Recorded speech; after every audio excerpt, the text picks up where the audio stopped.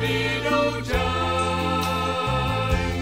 Dậy mà đi đi, dậy mà đi, mau chân giữ tổ quốc giang sơn.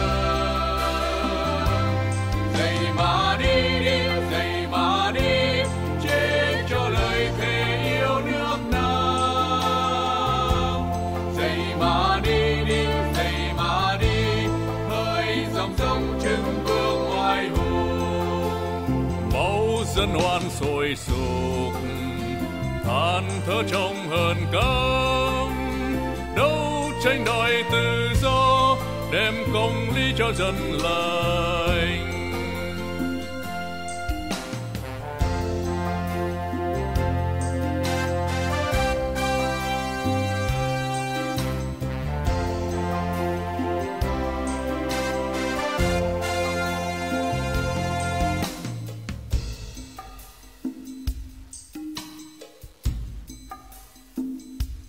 Dậy mà đi đi, dậy mà đi, bước chân dồn dập vì đấu tranh.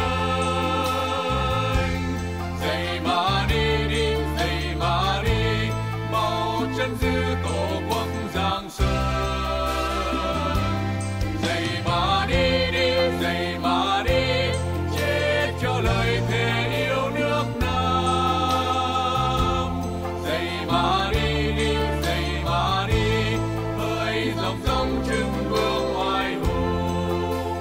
Phá tan bao gông cùm, xóa vết thương tổ quốc, trong mưu đồ ngoại bang, xâm lăng chiếm coi bờ.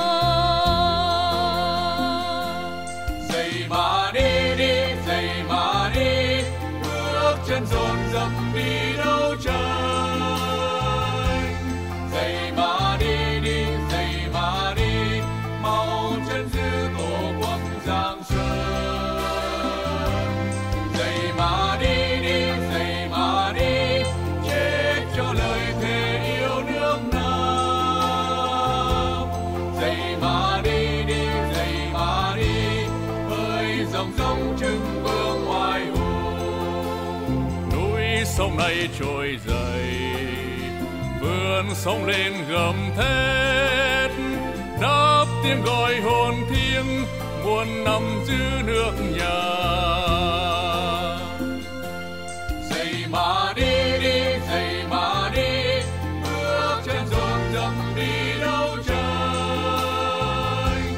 Dậy mà đi đi, dậy mà đi, mau chân giữ tổ quốc giang sơn.